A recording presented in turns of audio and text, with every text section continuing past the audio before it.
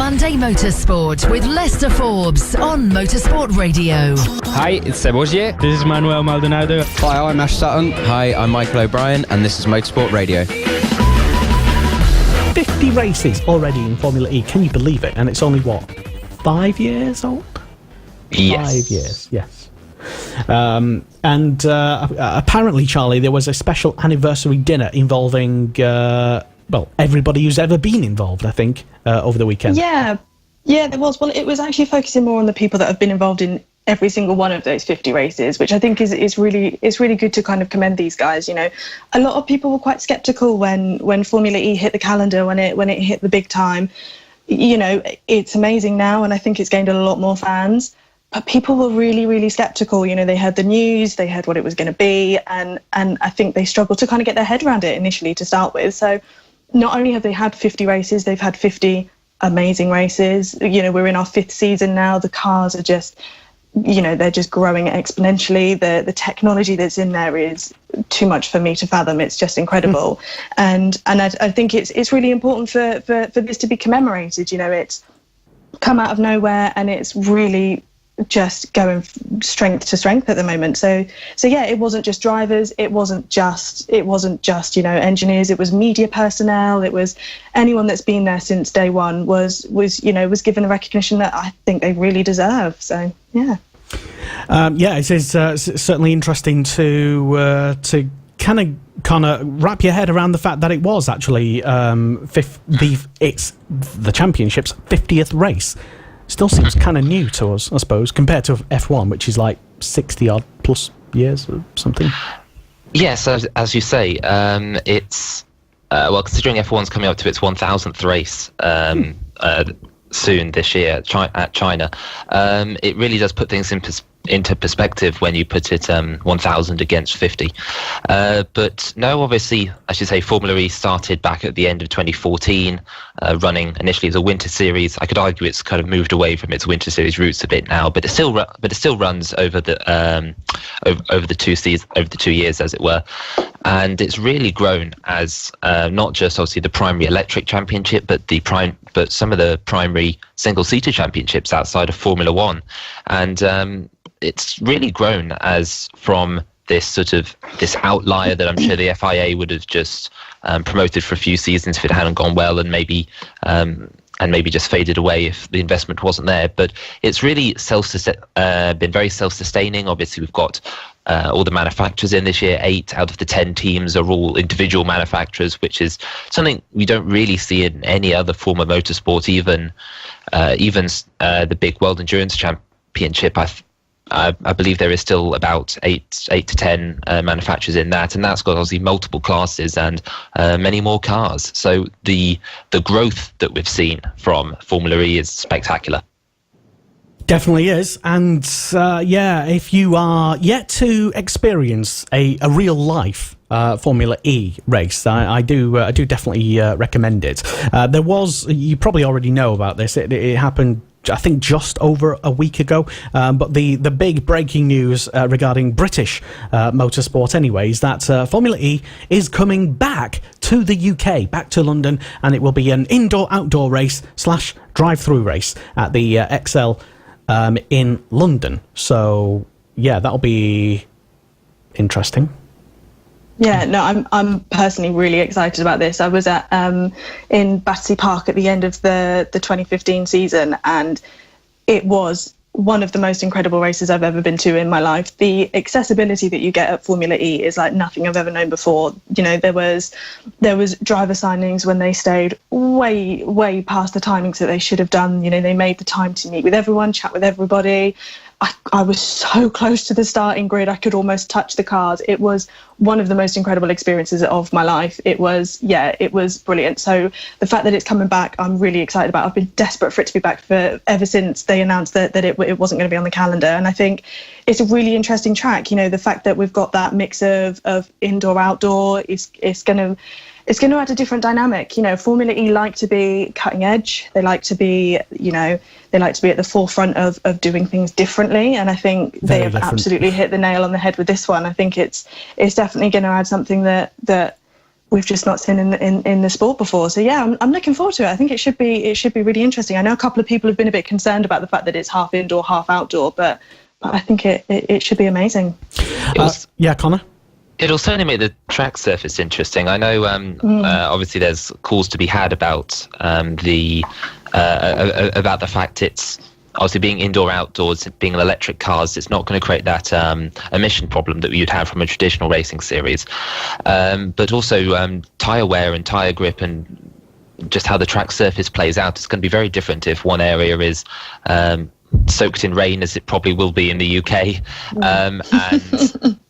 and the other one is completely dry. Or alternatively, if it's really sunny outside, the shock, then you can have different track surfaces, different track temperatures, and could really make it interesting for the drivers.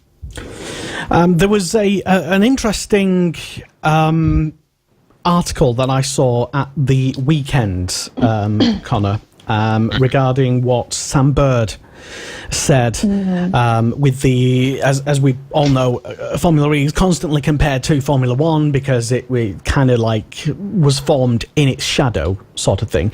But Sam Bird, over the weekend, I believe it was over the weekend anyway, or just before the weekend, basically saying that Formula E is in danger, well, F1 is in danger of being overtaken by Formula E. In an article in The Independent, on the Independent website that I saw, a quote from Sam says, "I think the Formula E isn't worried about Formula One, but the other way round," he says. "I think there is a little bit of concern that Formula E is getting the headlines, but Formula One isn't." He goes on to say that Formula E needs to continue to grow, get faster, improve its tech, and who knows what the future holds, said Mystic Meg. Sam Bird. But he's right, though, I suppose. It was always going to be, and they'd always sort of set their stall up by saying, yeah, we're different, we're not Formula One, even though we're kind of like, we're definitely aiming for that audience.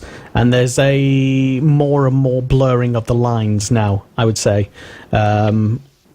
between the two championships. And it can only get bigger. They've took the decisions this year, Formula E, to be streaming races live.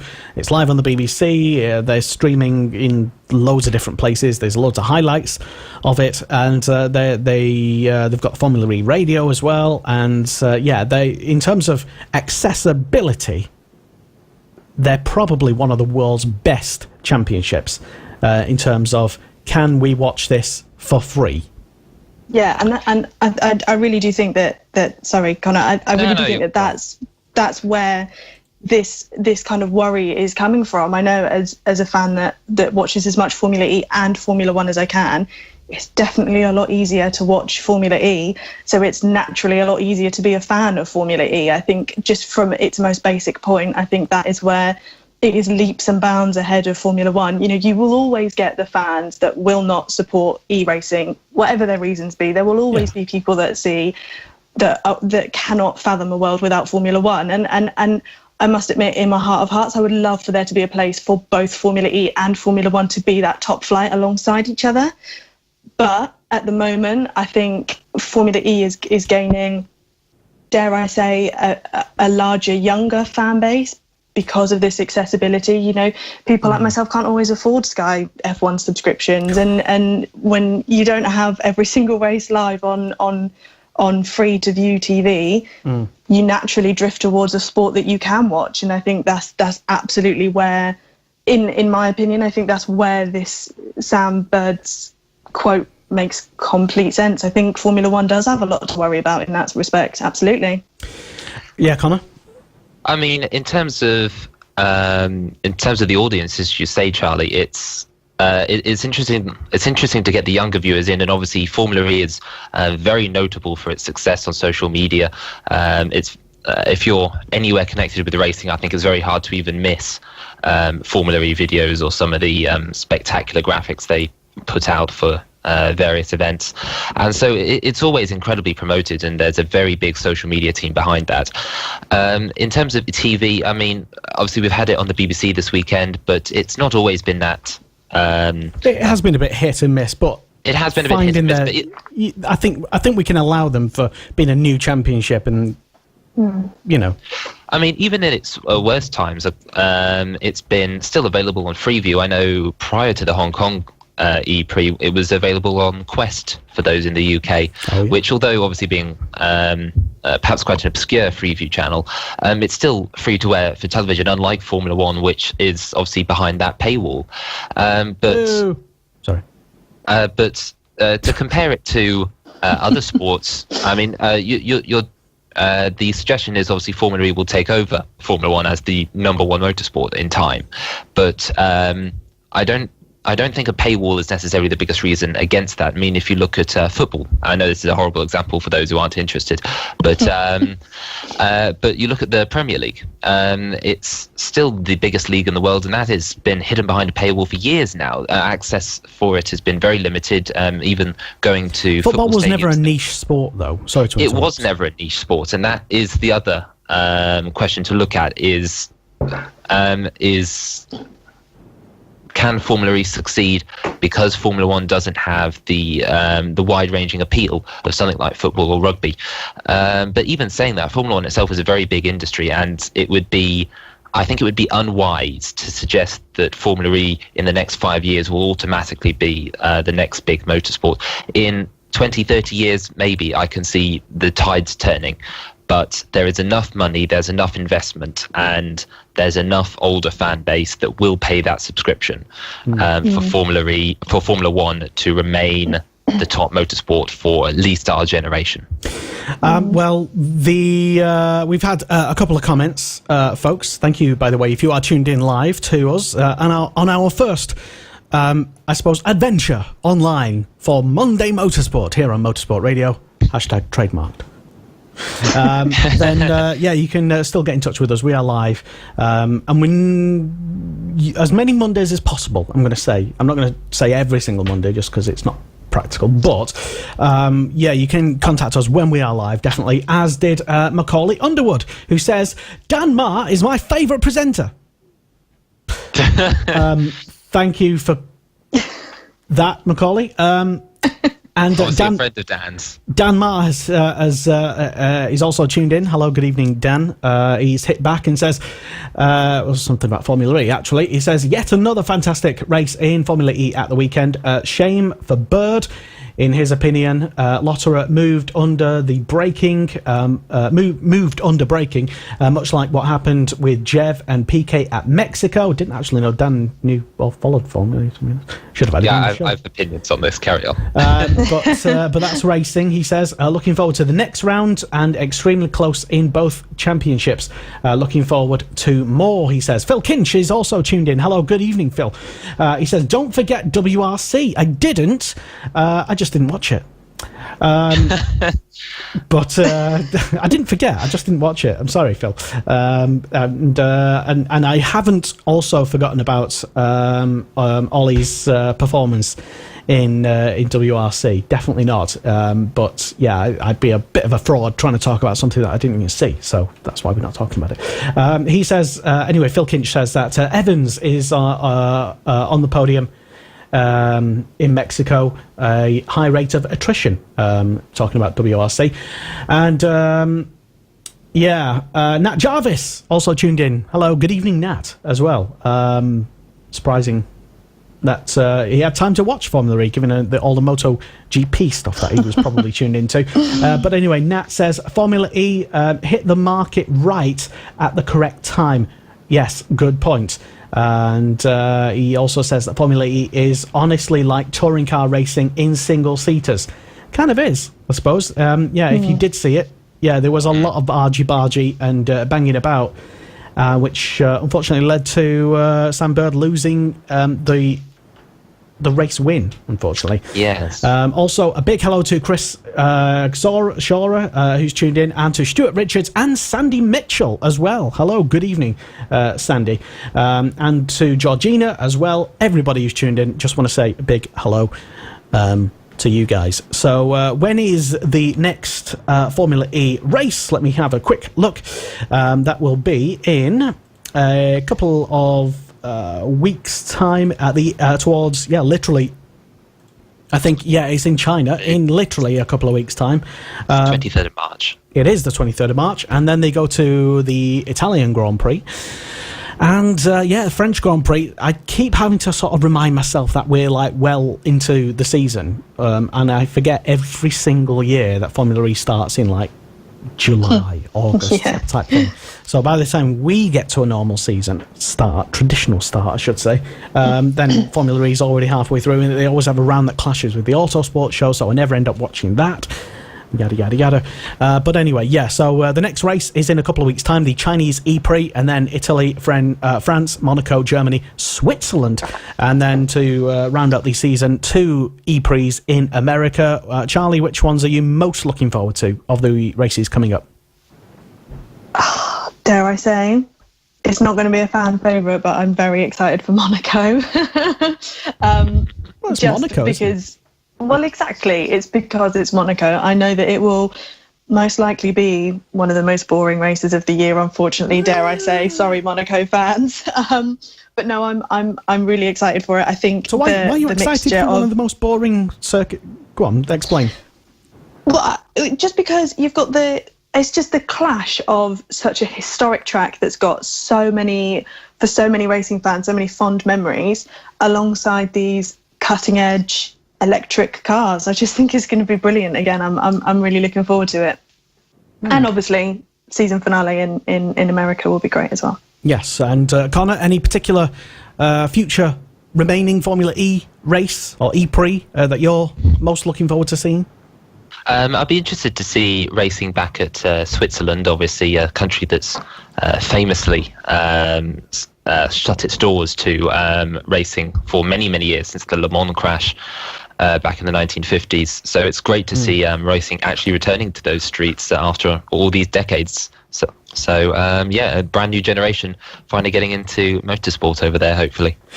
I suppose we've not actually mentioned, and people will be, I suppose, listening, thinking, when are you actually going to talk about the controversies that happened in the race? I suppose we should actually get onto that. I didn't forget, honest.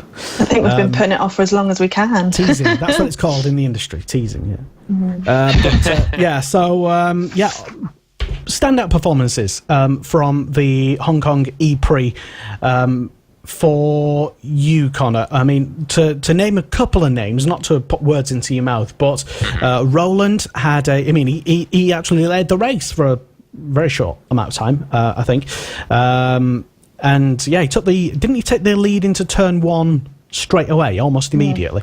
And then all hell broke loose, and there was a pile-up as well. The track was blocked. It was Jean-Eric Verne, I think, who slammed into the barriers, having damage earlier, and then Verline mounted him, and D'Ambrosio, just an innocent victim, couldn't get out of the way. And then there was a safety car, and then Roland was seen to be slowing on the restart there was a red flag actually from that incident, but on the restart it was Roland who was slowing because allegedly he'd hit the full course yellow button. Don't know about that, but I find this quite interesting, purely because if this is true, in my opinion, it's a little bit worrying. So essentially let's be honest, isn't that something that we'd all kind of like do and fumble around? I mean, we're not professional racing drivers. This is what he's paid to do. It's a little bit worrying. I know, I'm so sorry. But essentially what happened was Sam Bird went into the back of Oliver Rowland, and essentially what happened is the force made his hand slip, I'm not sure, and he hit the button to put the car into full course yellow mode. So obviously he went back so quickly and lost what could have been a race win. You know, he took that lead so quickly and so dominantly that, you know, there was no reason for him to lose that. I was quite excited to see him take a win. And then to make such a fumble like that, I mean, I'm sure, I don't need to say it, I'm sure he's feeling awful about it, but I've never... I know you've just made him feel even worse there. Well done. I know, I'm so sorry. Correct me if I'm wrong, but I've not witnessed that happen in a race before. It's quite... I think in Formula One, some people have accidentally put the pit lane limiter on in F1, I think, and that type of thing, but But from the lead though. No. I don't want to make him feel awful, because I've got a lot of respect for the guy. I think he's a really, really good racing driver, and naturally it's brilliant to see a Brit doing well. But that was the biggest of big fumbles, really, wasn't it? Well, Georgina agrees with you. Georgina is still tuned in. And she says, yeah, I agree, Charlie. Very worrying indeed. Listen, guys, I think you might be making just a slightly bit too much out of it. I think he's just human. And if you've just been literally slammed up the rear, giggity, then of course the least worst thing that could happen is like your arms are going to be flailing all over the place, and you might accidentally just press a button or knock something. But it is what it is. I suppose maybe in future they could like have one of those flaps on the steering wheel that you literally lift up like sort of fighter pilot, like a big red button. So maybe I don't know. I can't see it changing. At the end of the day, it is the first. Like I said, I think it's the first time I've known of something like this to happen from a person leading the race. I can't see technical buttons and amendments to the steering wheel, but I do think. I don't know, was it a loss of focus for a moment? His hand wasn't where it should have been, or I don't know, but I've never seen it happen before, hence why I think it's quite worrying. And well, I'll continue anyway. There was other incidents in the race. The race kind of throughout the middle part anyway sort of settled down as people were managing their battery and their regen, etc. The boring part of the race, but then Stoffel Van Dorn stopped on track, and there was a safety car for debris, and then Roland stopped shortly after, and then a final safety car towards the end of the race, and on the last lap it was Sam Bird, if you didn't see it, who I think was just a bit too exuberant, trying to overtake Andre Lotterer, the then leader, coming into the final lap. It looked like he was going to win, although he was he was energy saving quite a lot. I think Bird had a bit more, like 1 or 2% more battery than Lotterer did at that point in time, and they made contact anyway. And we think Lotterer got a puncture from that, or he broke his suspension or something. Anyway, it caused him to sort of retire from the race, and we said earlier, it was Sam Bird who crossed the line, took the checkered flag in first place, and was on the podium. But the stewards decided that he would not take the actual win, unfortunately. Your thoughts on that, Connor? Yes, as I think many people pointed out, 4 hours after the race to make a decision is a bit is a bit concerning for a series that prides itself on being obviously an FIA affiliated series, and we talked about it being a rival to Formula One. So taking that long to make a decision, it's not going to help it in any way. But the crash does bring a point that I did actually raise on Twitter a couple of days ago. The Sam Bird one. Yes, the Sam Bird incident in which he hit Roland, which is does consequence change the same action for different results, which is as I think was pointed out earlier about from Dan Maher's points about, I believe it was Nelson Piquet, he said, ramming into the back of someone else. The example I used was Lotterer himself hitting the back of his teammate Jean-Eric Vergne on the closing laps of the Santiago ePrix last year. Ironically, same position going into a braking zone. Lotterer is much quicker coming behind, hits the back right corner of the car in front, but both in this situation continue on, and they both finish 1-2, their first 1-2 for Techeetah. So everyone was happy at the end of the day. But the difference being these Gen 2 cars don't have rear wheel guards, and as a result the contact Bird made was very serious and did punch the tyre. And so it was a question I was curious to bring up, which was should the stewards be punishing the action that drivers do, or the consequence of the actions? Because if you're punishing certain moves, such as moving in the braking zone or accelerating during a safety car, we'll say, for example, then these are punishments for direct actions. But with racing incidents, you very often punish them based on the consequence that happens, i.e. two drivers collided, but both of them continued, nothing happens, so the stewards say nothing. But if two of them make contact and one of them careers into the barrier, then there is very much a discussion to be had. And so this does bring in an interesting question of do we put more precedence then on how drivers drive the car, or do we put more precedence on the eventual result? I point out the new Gen 2 cars being very fragile at the back. Could this, and I know this is probably a worst case scenario, but could this create an incident where drivers purposefully block drivers behind them in the hope of creating a Sam Bird incident, and that the attacking driver behind punches their tyre in front, and so they can they pick up a penalty? I know it seems a ridiculous thing to say, why would you damage your own car in the hope of someone else getting a penalty? Well, maybe in the championship last round type thing. Exactly, and last round championship, last round, the last London race we had back in 2016, where Degrassi just straight up hit and rammed into the back of Sebastian Buemi. Was that an action that, was that a case of the consequence being valuable, or was that a case of Degrassi's straight up driving? Was that reason for the for any punishment? Because as far as I'm aware, very little punishment was given to Degrassi in the end. I think it was like a 30-second penalty or something ridiculous like that for what was an action that took both drivers out of the race. So what would you like to see happen then? If so, okay, you are the race director, you're the race steward, Connor. In that incident that happened with Sam Bird, what would you have done different, or would you have done the same thing, or would you have beheaded him? I mean, we do need to have the discussion about whether it's the action or the consequence that makes the decision, and that is something I think people would have to come to a consensus on. But in terms of the Bird incident, I would very much say it was a racing incident. Lotterer did move very late at the end of the braking zone. Bird didn't have a lot of space. There was no room on the inside of the track for him to go. So it's fair to say, I think, that this was just a tragic racing incident in which Lotterer found himself out of the race.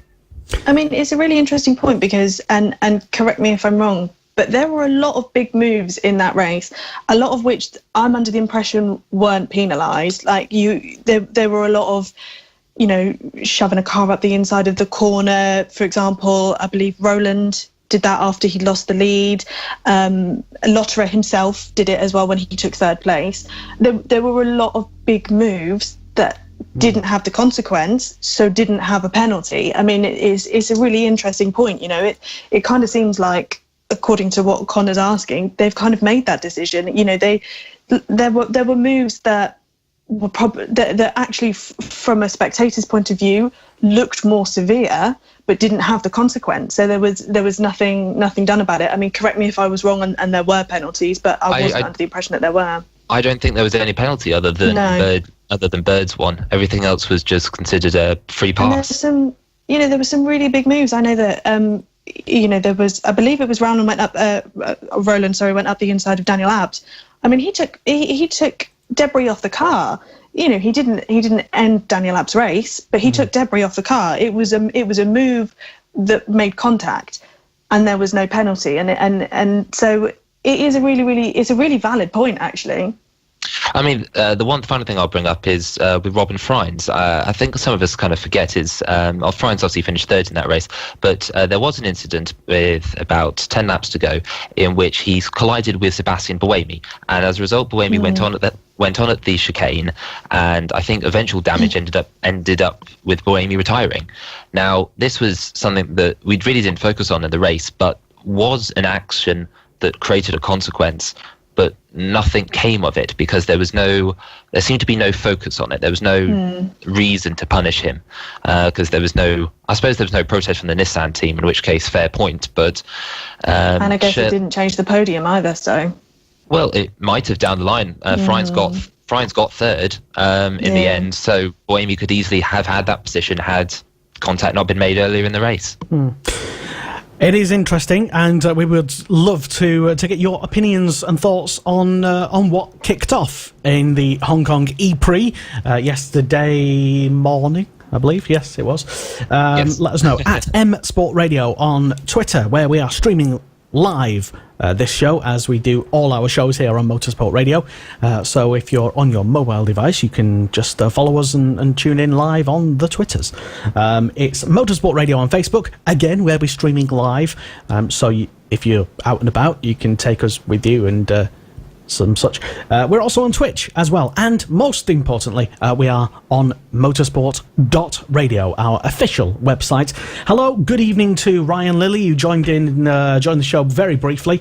Tom Cairns as well, who commented, where else do you see Formula E heading to in the future? Question for us, I think. For potential races, London and Seoul already joining the calendar in season 6. Yeah, completely forgotten about that. Hello to Steve Buckingham, Steve Buckingham, bike team owner as well. Hello, good evening, Steve.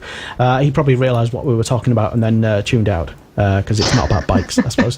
And hello to Vince as well, Vince Petit, who from the Checkered Flag. Hello, good evening. Probably tuned in just to see if we are talking about WRC. Not tonight, sorry Vince, but you are more than welcome to come on future shows, yourself and Phil Kinch, to talk about WRC, as they, I understand, Connor, know quite a lot about WRC. Indeed, both of them obviously I've worked with for quite some time with Checkered Flag, and respect both of them when it comes to rally racing. Exactly, that's why I asked you, by the way.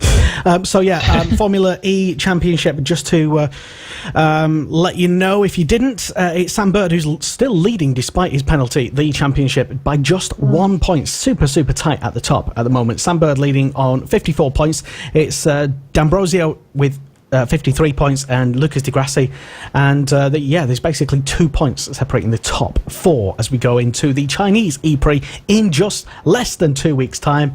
It's going to be fantastic.